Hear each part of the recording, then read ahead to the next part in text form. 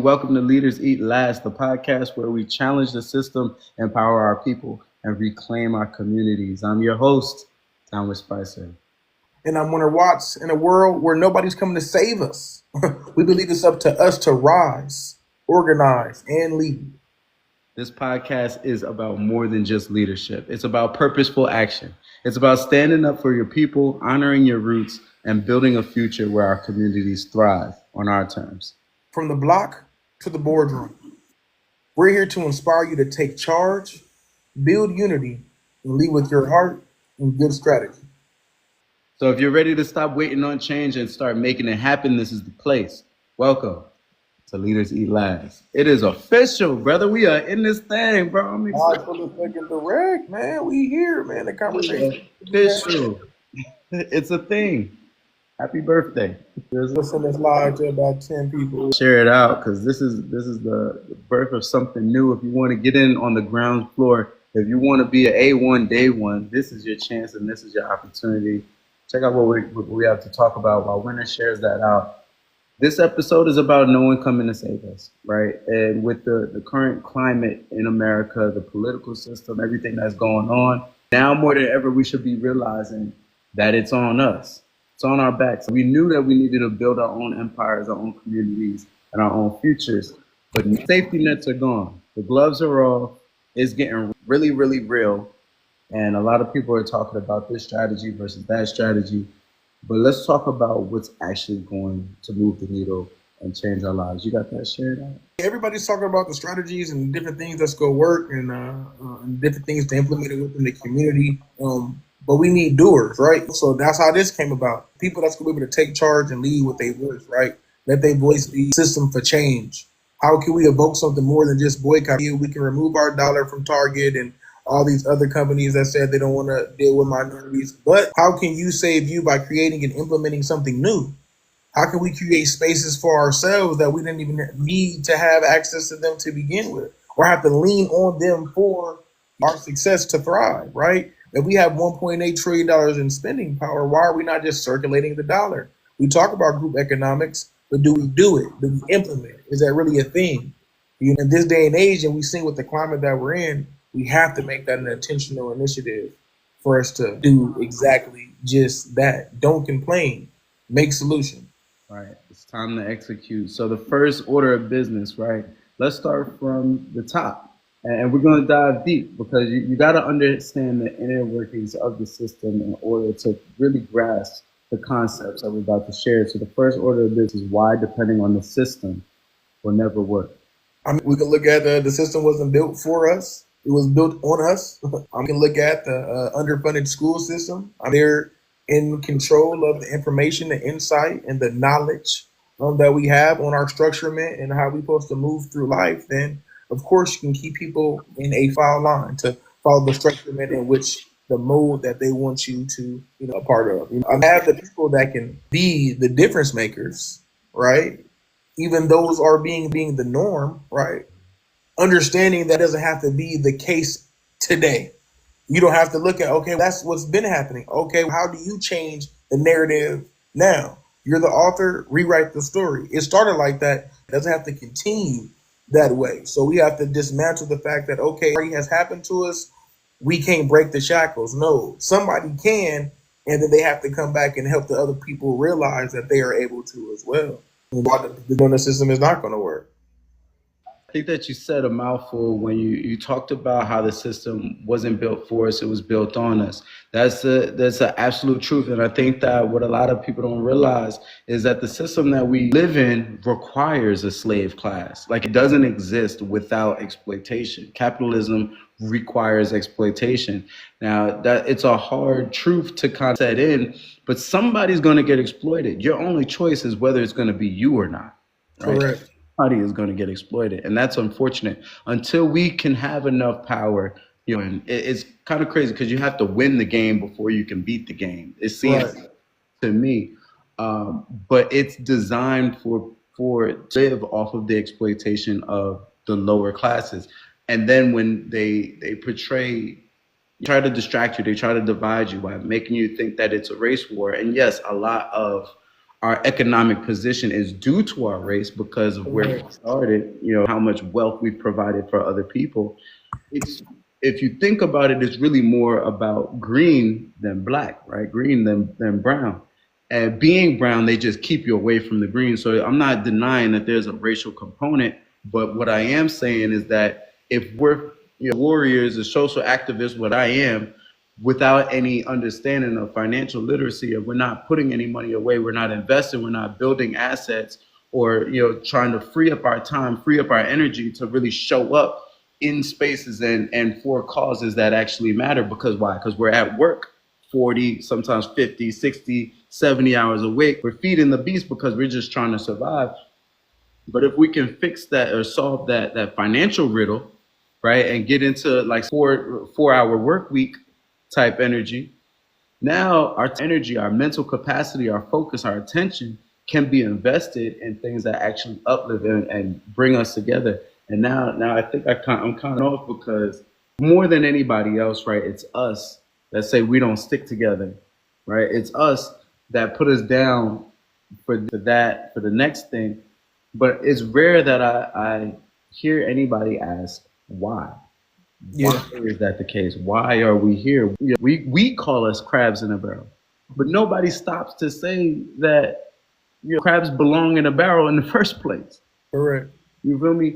So I think that when it comes to why depending on the system will never work is because the system is built for money to make money. And if you start off the game without money, it's tremendously hard to generate it. Now we have our little jobs, but our jobs barely do enough to just keep us at survival level. And it's an opportunity, but it's a small opportunity to really be super disciplined, super dialed in, to make the right investments with our time and our money to change our situation. I don't think that the dream is dead, but I do think that it requires entrepreneurship. And entrepreneurship requires a whole complete transformation of some of our mindsets and personal identities. Woo! Yeah, definitely. No, that's correct. And the people that feel like, all right, well, entrepreneurship is not for everybody, I will say you're right and you're wrong. Because, of course, whatever you tell yourself is true. So, you don't think you're running the business for you, still owning asset, right? Anything outside of what is the standard, what pays the bill, right? You know what I'm saying? Like, up and partner up with yourself. Create something that can have some sustainability throughout situations that can allow you to put a little bit more away. If you're just relying on that survival mode, you're going to be stuck in it because it's going to get comfortable. And that 50-cent raise looks good every 2 years. You're adding it up for the long run, and then the taxes you still get to get back. I mean, you have to understand that when we change the thought process with the financial literacy and understand that we really don't want to get a refund check. We want to have enough to write off so we can just owe nothing. Right. But that's another dialogue and conversation amongst our people and community because we look forward to want to make more so we don't have to even have that conversation. I was able to keep my money and invest it here, donate to my nonprofit, reinvest it here, and be able to make sure that the structure is set up. We also don't always take the time we need to go through the structurement and process and paperwork when it comes to a lot of things. So that deters us from entrepreneurship. We want to pay somebody $1,500 to put together our LLC when you can do it yourself. We can get the EIN for free. Like, it's like we have to take the thoughts into consideration of like the lazy so you can get ahead because it's really not as hard as you're making it seem. You have to just know a little bit more information. How do you know a little bit more information? You seek it. And then you apply it little by little, and then you find people, groups, and community that can allow you to take on more information, right? I want to forever be a sponge. I don't know too much, and I never know enough.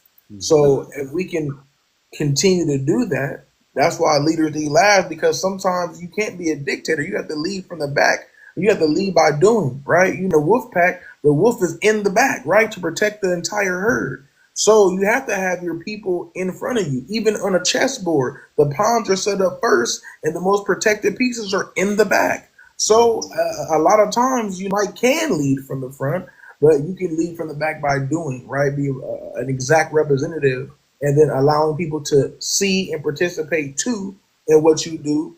and allow them to get a part of the piece of the process. But we have to be able to do more of that, not gatekeepers of information. People want to always show what they got or what they do, and never really the details on how. How can we put together a comprehensive plan on how this could work or a process? There's a lot of things that are already out here, or you need just access to the resource. You just probably just don't know that what you're looking for already exists. And if it doesn't, because you've been looking for it, that gives you every reason to now create it. Now, whatever that might look like, whether that means starting the app or funding it or trying to raise some funding and putting the team together to get it done, and because you're maybe not be a coder, you may not be an architect, but you might have the vision, right? You might have the idea. You have to be able to find the people to get with and remove the thought that it's not going to work, because it's enough resource out here to make That talk, bro. I knew this was a good idea. I knew this was going to be a good idea. You definitely talking that talk, and I hope that anybody listening right now can be a little bit more freed up to have a perspective shift, whether big or small, that just allows you to know, feel, realize that it is possible, that it might be a lot on your plate, but it's not too much, that you are your capacity for dealing with things and handling things and figuring things out is not fixed, but instead it's elastic. You can stretch as long as, like I said, you have the desire to seek knowledge, right? I think that what you said when you first opened up was that entrepreneurship isn't for everybody, and that's something that I used to be vehemently against, but I think I agree with now. But the thing is, it's not for those who decide that it's not for them, right? Everybody is an entrepreneur either way. You're making business deals, whether you're doing it for hourly or you're getting paid up front for your service, right? We're all in negotiations constantly, and holding up promises that we've made, that we've negotiated. Just many of us are bad at negotiation. I want to pivot into the next point, because you're talking about having a vision, moving away from victimhood. But I also wanted to point out, and maybe this foreshadowing, maybe into a future episode, but when it comes to financial literacy, I'm noticing that a lot of people are talking about financial literacy. They're talking about generational wealth. And when you get one-on-one with them, or when you really sit down and look at it, some of the most basic questions aren't being answered, right? So before we can talk about freeing up your time and using your money to make money, what is your income? It might sound, to some people, it might sound like, why are we asking that? Like, of course, I know my income. I make $20 an hour, right? Like, no, what is your monthly income? After tax, what is your number?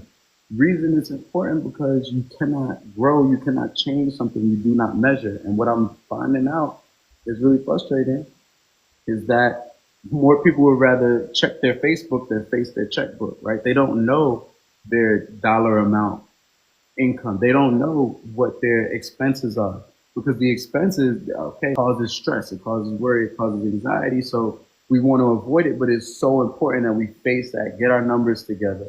Then we can start trying to have some type of budget, some type of financial strategy that could put us in position to start investing and lifting up. But we can't, nothing, I thought it was important to say that, because nothing we say is going to mean anything if we don't get that part. Yeah. You don't get the basics, know your numbers, then nothing else we say is going to make a difference. Yeah, and we think that having things on auto drive is gonna come out anyway. No, you need to itemize everything. That's moving again with intent. You have to know that you have 17 subscriptions, and 3 of them are to the same thing. You bought one that's actually a hub, but then you still subscribe to their subsidiaries, and you already had access to it when you bought Amazon Prime.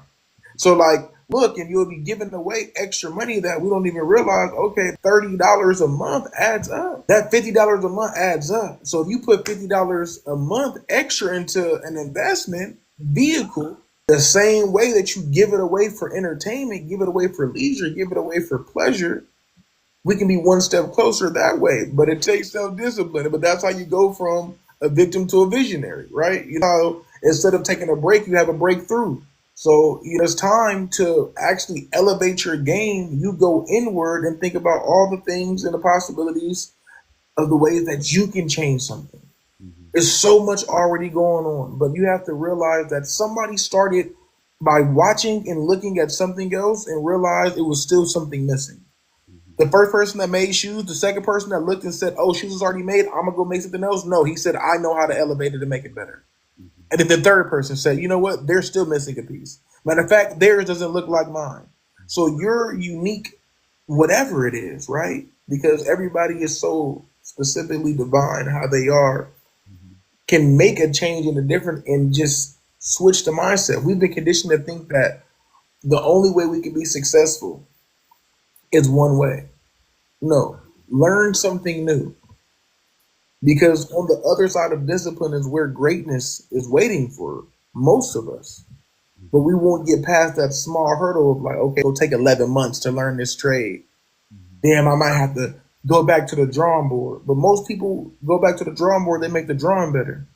They Mhm. get to readjust some things that they didn't realize the first time. Have you ever watched a movie more than once? You'll hear a joke that you didn't hear the first time you watched it. You'll see a scene. You like, I've seen this multiple times. How I didn't remember this? You start paying attention more, right? So that's why repetition makes you great because it's the active habit of what you're doing, right? That's why practice does breed perfect performance because you've done your 10,000 hours, right? Is what they usually say in order to accumulate that. We have to take accountability over blame when it comes to the things that have occurred to us in our lives and that have maybe put us disenfranchised or started us off with defeat, right? You have the ability.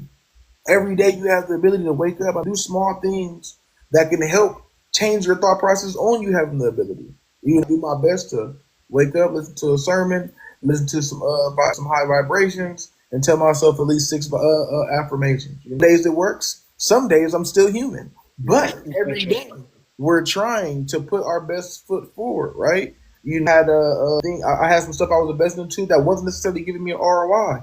I switched the mindset immediately. Like, this is where I want to go. And if I'm here right now, if I plan it out strategically, if I take this little bit, $50 a week, and put it in less Bitcoin, you feel me? It can lead me to something, yield me to something greater later. Right now I might not have the money still, but in 5 years, that small component of compound interest Mhm. will then lead me to be able to like that I'm working on myself and I've done some self development. I have the funds to actually invest into the businesses in which that we all have an idea to do. We all have an idea that we just don't have the finances to fund. But how do you do that if you don't even know how to accumulate and make you money to be able to do any of those things? And we don't even know what money is coming in, what money is going out, and that part is killing me because I think there's a great opportunity. Matter of fact, when you're first starting out, because before you've done anything, everything has such a big impact. So if you haven't done anything yet, there's some small things that make huge changes. Like just Correct. numbers, like we're talking about, it is huge.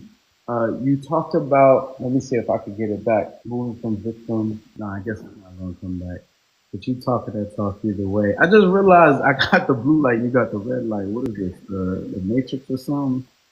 Hey, blue pill, red pill. Yeah, got choices and decisions. And real quick, Mhm. talk up a little bit about scarcity versus abundance. Okay, we can talk about that. So scarcity, right? Having a scarcity mindset, I'll talk about my experience with scarcity. It's this idea that the resources that I have are all the resources that I'm gonna have. And sometimes it feels like the resources that I have don't even exist. It feels like I don't have any resources at all. Now, your resources may actually be scarce, right? Like maybe a tangible reality, but there's a difference between the tangible reality and the mindset, right? Gratitude, with a little bit of gratitude, you can start to see the usefulness of any resource that you have. And I'm talking about resources just like the ability to breathe, your Yeah. body, you know what I'm saying, a clear mind, your ability to speak and communicate and connect with people. Those are all resources. But if you feel like, oh, I don't have $10,000, so there's nothing I can do, you're going to overlook the $200 that you can possibly put in an investment right now. That's due to a scarcity mindset, right? So it's important to differentiate between being broke, being poor, and having a scarcity mindset. Scarcity mindset can cause brokenness, but an abundant mindset can turn somebody who's broke into rich and into wealthy. An abundant mindset is somebody who realizes that resources, whether they're in your physical space, you can see, you can touch, you can taste, you can smell them, they're in your space or not, they exist, right? And you have access to them, right? An abundance mindset typically comes with a growth mindset that knows that what I have right now is not all that I'll ever have. I can grow, I can become better. I have an elastic capability to take on more responsibility. And with that comes more domain, more control over dominion, which is an important part about moving from victimhood to visionary, right? If somebody has a vision, matter of fact, let me segue real quick. Let me go on a side mission because I had a thought the other day. When you ever hear somebody that's like, yeah, man, you should do such and such. You should write a book, bro. You'd be really good at that. Man, you should get on stages, man. You talk really good. I'm realizing that a lot of times you're just projecting your own gifts onto other people, telling other people to do the shit you know you're supposed to be damn doing. Yeah. So if there's anybody listening right now that says somebody else, you should go ahead, you do it. Lead from the front. Leaders eat last. But that's the difference between a visionary. A visionary is somebody who knows that there's more to be had, more to be experienced, more impact to be made. And their capabilities, although look small now, can grow and increase. And you're using that right verbiage to piggyback off of, what you were saying, because broke mindset, right? Because realistically, just because your check's short, you can just be in a financial transition. The money's already printed, okay? You need to understand and listen. The money's already here. Yep. How can you get it in your pocket? Because when you're about to go out later on and run errands, you don't even know Chevron got 80 sitting in your bank account already. Name on it. Yep. You went to go work to give your money to Chevron. I think every day in my abundant mindset, how can I be a Chevron? No, how can I then franchise or open up a Chevron? Because I know it's a possibility. It's a have to have an opportunity. So then I'll do the due diligence and the research as if I can now. Let me go look it up. How much does it cost? Oh, $350,000. Okay, my credit got to be what the down payment is. Da, da, da, da. What do they yield? What's the ROI? What's the monthly maintenance? What's the expenses? Because nobody never wants to talk about that. You might make $50,000 a month, but how much do you keep? Do you take any home? The difference between gross and net. Indeed. I feel like another big deterrent for people is that upfront investment. They look at it as an expense. Like from where I remember what I was going to say earlier. Let me not forget that. But when it's an opportunity to make an investment, right? People tend to look at that upfront investment as if it's an expense, right? We'll go to the store, buy a bottle of tequila, no problem. But when it's time even if it's a $34 investment in a book or something like that, oh no, can I do that? And I think that we tend to have a mindset of what are we losing versus what are we gaining. And that is one that is going to keep us tremendously broke. Correct. Yeah, if we can't put no skin in the game, if we can't put our chips on the table, there's no way we're going to there's literally no other way. You have to take a risk. And if we're adverse to risk because we've been through so much and we're scarred and we're traumatized and we didn't come from nothing. Look, the system's been rigged. We've been had the short end of the stick. What else can we do besides strategize? And that's where how this was birthed. All right, let's strategize to come together with like brains and let's find other like brains to continue to put real stuff together. There's a lot of people that talk about it, and there's a lot of people with more influence, more numbers, more support, following that aren't actually trying to strategize a real way out. All right, so then we're going to tell you that you can do it yourself. You don't have to look or wait for nobody. Your job is not going to give you the promotion that you're looking for or that you're worth. Your friends are not going to buy the hat. They're not. Right. You're talking that. Oh my God. I think we hit so many points, but I don't know if it's landing because I know what you're talking about. I know that a lot of people, they start a business, right? And they're like, my friends and family supposed to support me to $1 million. And it's like, nah, bro, like that's They don't not, even got it. they don't even got, they're not your target audience. They just, Have the right language to know who you're talking to. A quarter of those people don't even want you doing that business because it doesn't make sense. Another 25% didn't even know you had the money to invest into doing something like that. The rest of them, one cousin is going to buy something to see what the quality is like. Just tell the rest of the family that it's actually a legitimate business or not. Don't let your shipping be a little late because you know the customer service, shipping, postman, inventory check, uploading. strangers is We're not going to take grace for that. But it's okay if FedEx or UPS deliver their package late from Fashion Nova or from Forever 21, but we don't have the same grace for our own, right? But again, when you're talking to your people and your audience using the right language, they're going to have some grace. They're going to have some understanding because they get it. We have to remove ourselves from thinking our immediate circle are going to be our immediate clients, our immediate people that walk in and spend their money. No, but that don't mean don't create, right? Have accountability to know that, look, what I'm doing, I saw as a solution for people that find this a problem. Your best friend might not want to learn about financial literacy. It's okay if your ebook is about financial literacy. Y'all can talk about everything else. You might be able to drink people you can't have a business with. You might be able to have a business with people you can't drink with. You might be able to find a unicorn and be able to do both. But don't stop doing what you need to do, right? To rewrite your narrative and switch and shift your mindset in the world that you're creating for yourself because maybe the environment isn't there, right? Because if you're planting these seeds anyway, the $50 a week in the crypto, the 2 hours on a weekend instead of having an off day, studying, learning some more information, and becoming that sponge, or how can I expand from where I am?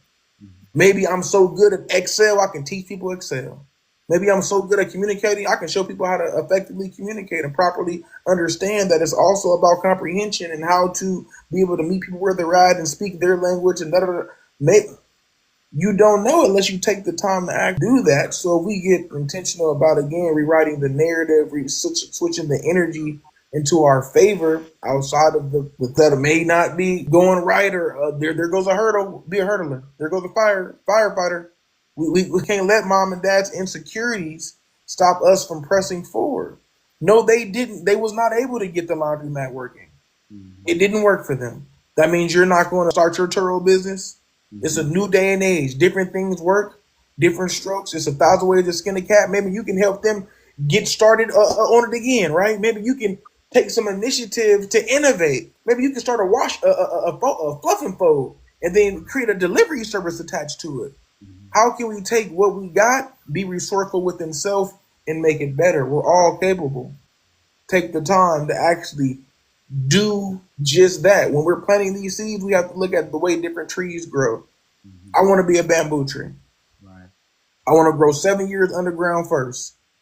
And then when I sprout out, my foundation is solid. Speaking of 7 years, I think I probably met you close to 7 years ago. Years ago. Podcast at least 4 or 5 years in the making, huh? Correct. Like right on the pandemic time. That's crazy. But yeah, you're right, hitting it on the head. I mean, just the first episode, we're going to be knocking people over the head. But I want to agree with you. Everything is figure outable. I had a client just earlier today. She's looking to start her coaching business for parents, right? Parents that have children with behavioral issues. And today, or no, yesterday, she had her first presentation. She got up and just registered at the library to host a presentation. She had 100 slides on that thing. So she needs to cut it down. But she has so much criticism of her presentation and, to actually help people, and work with her. She was so down on herself, but she was completely overlooking the fact that she's done more than what 95% of people want. That first step and giving her the opportunity to test, tweak, and polish, right? Like what we're saying before is that it's not going to be perfect all up front. But if you give yourself an option to try again, you can learn, you can grow. And I think that, to our final point of the episode, action steps to take to step into leadership now. I think it starts with yourself. If you're going to lead anybody, right? Just like, your first business. If you're going to open a business, you are your first business. If you're going to lead anybody, you need to lead yourself. So have a set of targets, a set of intentions, habits, rituals that you want to put in place and work diligently at being able to implement them into your own life. See the results, right? Because we're not here speaking from a place of ignorance. We've been doing this for years. Like we talk so fluently and so confidently about the things that we share, having not experienced them, right? As leader, I identify as a leader, and I got Winner here because I know he's a leader as well. We want to create more leaders, and the first step to becoming a leader is leading yourself, looking at your life realistically, honestly, for what it is. What can it be, and what's in the gap? What can happen? What needs to happen rather to get you from where you are to where you want to be? And you know that you'll get through practice. The better that you get at aligning yourself with your full potential, the more equipped you are to then help and support other people. So do it for yourself, but for the purpose of helping other people. And matter of fact, I'm gonna land the plane on that. But that is what the love is all about. So if you ever tapped into my content and I say love, and it's love yourself so that you can love the world, so that you have give from your overflow and love the world. Always starts with you. Landing on that. No, most definitely. And it's ironic because I put one of my number one action step was self-sufficiency. Create the self in you that you want, need, desire. Create the solutions to whatever problems that you face and have already, day to day. There's things right now that you're trying to figure out. Or if you don't know how to figure out that way, that you can have other people figure it out. That is how you become whoever you're looking to become, right? Being a helper, being a servant, being an assistant, not being a gatekeeper, but being a gate opener, not giving handouts, but giving hand ups. Because we can assist, not being crabs in the barrel, because we can pull each other out the barrel as soon as somebody gets to the top. But usually people want to flip the barrel over so we can stay trapped. But we don't want to talk or communicate about those individuals because we're creating a new breed of individuals. We don't even worry about the difference anymore. We're not even going to focus on that. We're going to focus on the type of people that we want to attract. Because if you keep worrying about the people that are not helping, that are not providing, that are not assisting, you'll keep getting more of those people. But when you become an assister, a helper, a rebounder, then you'll get exactly what you are, right? So, community building, just be you and one other person. It might be you and three people. It might be you, and you might have to do a roll call to find some strangers that are also looking for somebody that's not in their sphere to do what, to do. On a side note real quick, I was on Eventbrite the other day, setting up something, and I randomly saw like others, and it was like Black male mental health conversation, and it was just like once a month we meet, on a call with people from 8 different states. It was like 12 men that run different programs. One did like something different out of the norm for Black men, like flowers and like hikes, tea and coffee, like redefine masculinity, right? You feel me? Like stuff, showcase your emotions, still be masculine, right? The other dude, he does like healing circles where they have like dialogue and stuff like that. But again, I'm emitting energy of let me find more community. Let me find more people building, leading, trying to help people use their mind, body, and soul to be a whole individual that help, again, serve themselves and help others, help the youth, right? Are for tomorrow, right? So it's just, you emit that energy, you'll attract that energy. I saw my brother T Spice talking good talk. I scrolled up, I scrolled back and said, let me, 3 comments later, we're here. And this is, again, just the tip of the iceberg, because as we can continue to develop and broaden ourselves, we're going to attract, again, the community and the people.